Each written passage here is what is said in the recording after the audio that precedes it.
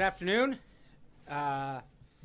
Just before I came up, I wanted to let you know that we're monitoring the severe weather that's going through Louisiana at this time. The President's aware of the situation and is going to be reaching out to local and state officials throughout the day. Also, yesterday evening, the President concurred with the FEMA Administrator's recommendation to approve Governor Bryant's request to add public assistance to the previously issued major disaster declaration in Mississippi. Per the Governor's request, public assistance will be added for 3 counties, Forrest, Lamar, and Perry. Yesterday, the President had an amazing day at MacDill Air Force Base, where we met with leaders of both Southern Command, Special Operations Command and Central Command, and then had lunch with enlisted service members, thanking them for their service and hearing the ideas that were on their mind. The President announced his intent to make historic financial investment in the armed forces of the United States, showing the entire world that America has the back of all those who stand in defense of freedom. As he has said many times before, the armed forces are at the very center of our fight against radical Islamic terrorism, and we must protect those who protect us. The President kicked off today with a listening session of county sheriffs from around the country. The President welcomed leaders from the National Sheriff's Association to the White House and pledged to work closely with all members of law enforcement to keep the American people safe. He assured the sheriffs that the Trump administration will make every effort to stop drugs and crime from flowing into the country, put an end to the opioid epidemic, secure the borders, to keep terrorists out, and strengthen the bonds between state, local, and federal law enforcement agencies. The sheriff thanks the President for what they described as his, quote, unprecedented level of support for law enforcement and offered their full backing of his border security and immigration policies. They expressed how encouraged they've been by the pro-law enforcement atmosphere that has swept the country in the wake of the President's victory. They also presented a letter on behalf of the National Sheriff's Association thanking the President for his, quote, recent show of support for law enforcement, specifically on immigration and border security issues, end quote, and commending the President's 2 executive orders for taking, quote, significant steps to enhancing public safety. The group engaged in a wide-ranging discussion about the issues facing law enforcement, which the sheriff said was an opportunity they hadn't been given under the previous administration. The sheriffs closed the meeting by thanking the President for defending the rule of law, and the President took them in the Oval Office to honor them and show his appreciation for their outstanding work they do to keep our community safe. A list of the attendees is available for those who are interested. After that meeting, the President held another listening session on how to best fix the VA. It's a top priority for the President and this administration to ensure that veterans get the care they need when and where they need it. Tragically, many of our veterans are being failed by a system that does not work. This administration will reform and modernize the VA under the leadership of Dr. Shulkin, creating a culture of accountability that puts our veterans first. The President welcomed the group to the Roosevelt Room and expressed his intention to take whatever steps are necessary to improve health care access and quality for our heroic veterans. Ms. Tiffany Smiley, the wife of a veteran who was blinded by an IED, detailed her family's difficulty and experience with the VA's healthcare system and offered suggestions to how it could be improved. The President, VA Secretary-designate Dr. Shulkin, and a group of healthcare experts and veterans advocates, including Ike and Laura Polmetter, engaged in a wide-ranging discussion on reforming the VA so that the needs of veterans come first.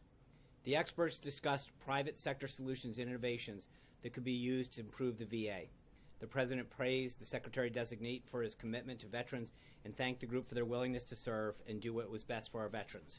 The plan to meet on a regular basis to discuss their collective efforts to improve the VA and its healthcare system. Also this afternoon, the Vice President had a big day on Capitol Hill, where he cast a historic deciding vote for Secretary of Education Betsy DeVos. The President believes strongly that our nation's success depends on education of our students, and Betsy DeVos has devoted nearly 3 decades of her time and talent to promoting educational opportunity. As Secretary, she will ensure that every student has access to a good school, whether it's public, private, parochial, charter, or any other kind. The fact that we had to get to the point where the Vice President had to be pulled in to overcome the Democrats' historic and partisan logjam of the President's qualified nominee is another glaring reminder of the unprecedented obstruction that Senate Democrats have engaged in throughout this process. The American people sent a strong message when they elected President Trump in November. They're fed up with business as usual in Washington. Democrats in the Senate should expect that voters will remember how they stood in the way of the President enacting an agenda that put him into office. Last week, I noted the President had a fair amount of cabinet-level appointees awaiting a full vote by the Senate. We're looking forward to seeing more of the President's pick to lead agencies and departments confirmed in the upcoming week, despite these childish tactics of the Democrats in the Senate, who would rather keep the failed status quo than allowing to put the President's people in place. Also on the Hill today, Judge Gorsuch continues a full week of meetings with Republican and Democratic senators. Yesterday, he met with Senators Tester and Feinstein. Today, he will meet with Senators Sass, Schumer, Crapo, and Thune. The President is looking forward to a full hearing for the judge, followed by an up or down vote on this incredibly qualified nominee. At this moment, the President is meeting with Congressman Jason Chaffetz to discuss how to work together to enact his reform agenda. Later this afternoon, the President will meet with Secretary of State Tillerson. The President was obviously pleased to welcome and confirm swear-in Secretary Tillerson in the Oval Office last week, and he's pleased that the Secretary is now able to bring his unique skill set and deep insights to the important work of the State Department. Following his discussion with Secretary Tillerson, the President will have calls with Prime Minister Roy of Spain and President Erdogan of Turkey. We'll, of course, have readouts of both of those calls when they're completed. This evening, the President will host young officers from the United States Army Special Forces qualification course in the Oval Office. As the President said yesterday, members of our military and their families are our nation's heroes. It is one of his top priorities to ensure that the men and women of our armed forces have the tools, equipment, and resources they need to execute their missions successfully. The President is looking forward to conveying his gratitude and support to these young, brave captains. Later this evening, around 6 o'clock, the Ninth Circuit Court will hold oral arguments per its order from yesterday. I want to quickly run down what we can expect to happen tonight. A career attorney from the Department of Justice will present an argument in defense of the President's order. And to be clear, all that's at issue tonight is the hearing is an interim decision on whether the President's order is enforced or not until the case is heard on the actual merits of the order. It's a simple status quo versus anti-status quo decision. This is just like the case in Boston, which started as a temporary restraining order. There, once we were able to explain our position, the court lifted the order and held that the President's executive order could take effect. As I've stated before, 8 U.S. Code 1182 gives the President constitutional authority for this executive order. It says, quote, whenever the President finds that the entry of any aliens or of any class of aliens into the United States would be detrimental to the interests of the United States, he may by proclamation, and for such period as he shall deem necessary, suspend the entry of all aliens or any class of aliens as immigrants or non-immigrants, or impose on the entry of aliens any restrictions which he may deem appropriate. We look forward to a final decision on the merits of this soon. Looking ahead, I know a few have been asking about more details on Prime Minister Abe's visit later this week. As previously announced, he will visit the White House for meetings on the 10th of February. The President has also invited him down to Mar-a-Lago, and the two leaders will travel there for the weekend. This is a testament to the importance the United States places on the bilateral relationship and the strength of our alliance and the deep economic ties between the United States and Japan. Needless to say, the President's looking very much forward to welcoming the New England Patriots to the White House to celebrate their 5th World Championship. It was obviously a spectacular game.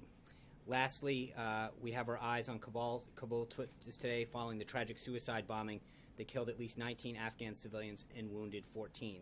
Just this morning, General Flynn spoke with the Afghan National Security Advisor to reaffirm our continued support for Afghanistan and for our strategic partnership. We condemn this cowardly attack in the strongest possible terms, and we commend the Afghan security forces for their rapid response. We also reaffirm our support to the Afghan government as they work to defend their people and against enemies of peace. And with that, I'll take your questions. David Jackson. Sean, the list of 78 terrorist attacks that you released last night, it looked like it had been prepared well in advance. I mean, was that already on hand when President Trump made his comments, or did you do it afterwards? And why did you release it? Well, I think the answer was we've been getting questions as to what the President's remarks were. We wanted to be very clear that there are a lot of examples between 2014 and 2016 that have occurred, and many of them haven't gotten the attention that they have deserved. It's becoming too often that we're seeing these attacks not get the spectacular attention that they deserve, and I think it undermines the understanding of the threat that we face around this country. The reason that the President acting in so many of the ways that he has with executive order and otherwise, the discussions that he had down at CENTCOM and SOCOM yesterday, are because he cares about making sure that we don't have attacks in this country, that we're protected, that we're ahead of the curve. And I think what we need to do is to remind people that the earth is a very dangerous place these days, that ISIS is trying to do us harm, and that the president's commitment is to keep this country safe. And I think part of this is to make sure that the American people are reminded how prevalent some of these attacks are and how much time and attention they have or have not gotten. But more importantly, to make sure that they understand the unwavering commitment that the president has and the actions they will take to keep the country safe. Did the list put together after his Yes. comments? Yes. After his comments. That's right. Thanks, Sean. On the call with Turkish President Erdogan later today, does President Trump intend to discuss plans for Syrian safe zones, and does the president expect Turkey to help create those zones? I think we'll have a readout for you on that. I don't want to get ahead of the two leaders' calls. Alexis, Real Clear Politics. Oh, Sean, I have two questions for Yep. you. You were mentioning that voters are going to remember how senators voted on the president's cabinet nominees. Two Republicans voted against Betsy DeVos, Senators Collins and Murkowski. Did the president reach out to either of them, and will he not forget what Republicans did in that particular nominee situation? I think that, look, the president's been very clear. It's not Republicans that have stood in the way of this nomination of all of these qualified individuals. It's been Democrats that have stalled over and over again, not attending hearings, trying to use every delay tactic possible. It's those people that have a problem, and I think that's the message that the party has missed on the Democratic side, and I don't think that, wouldn't paint that with a broad brush, because I think it's Senate Democrats, frankly, that haven't gotten the message. Reached out to them. Our team has been in contact with the entire Senate team to make sure that they understand and that they've had visits as requested. But we have been in constant contact with the Senate, the members of the Senate, their staffs. Our legislative affairs team has had an extremely robust schedule of meetings with their teams to make these nominees available to them. But I think the broader issue, again, and with all due respect, I think it's interesting that we're focusing on the votes of two Republicans when you look at the spectrum of antics that have gone on in the Democrats. I mean, the tactics that they have done over and over and over again to delay, not show up to hearings, do filibuster to the extent that they can, run the clock out. It's not Republicans that have a problem here, Lexis. It's the Democrats that continue to do this. The question has to do with the president's remarks about the Affordable Care Act in his interview on Sunday. Because he indicated in his response in that interview that he thought that the repeal and replace was going to take longer, perhaps into 2018.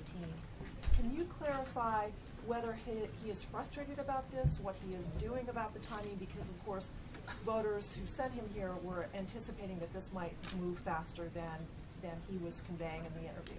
Well, I think luckily, and you saw Speaker Ryan's comments earlier today, I think we can have this done legislatively sooner rather than later, but I think the implementation of a lot of the pieces may take a little bit longer. It's a big, big bill that the Democrats passed. As you recall, they told us we could read it after they passed it.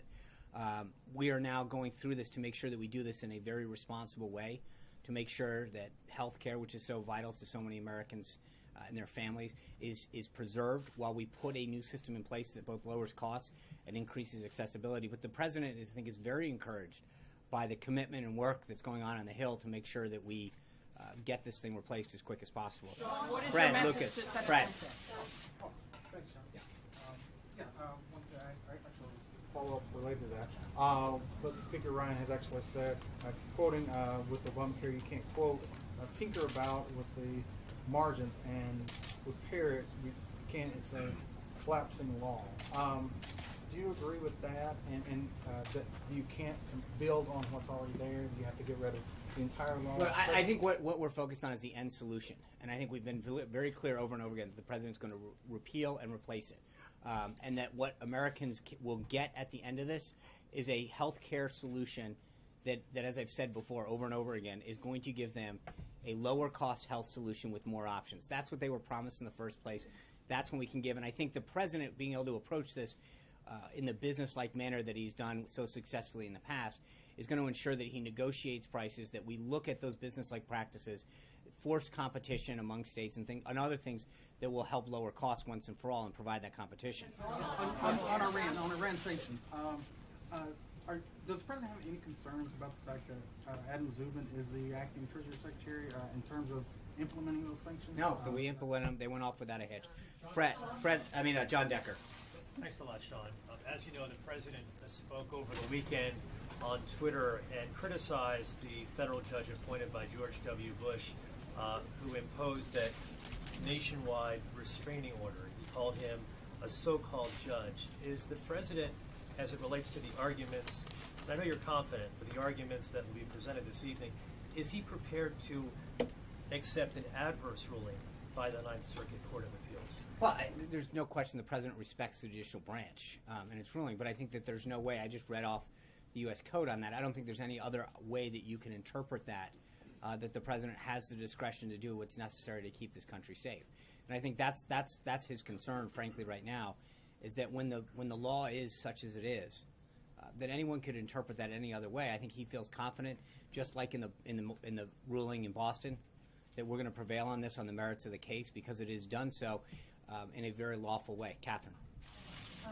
Will the administration take a position on the Israeli legislation to retroactively legalize the thousands of West Bank settlements? Last week, obviously, you said that building a settlements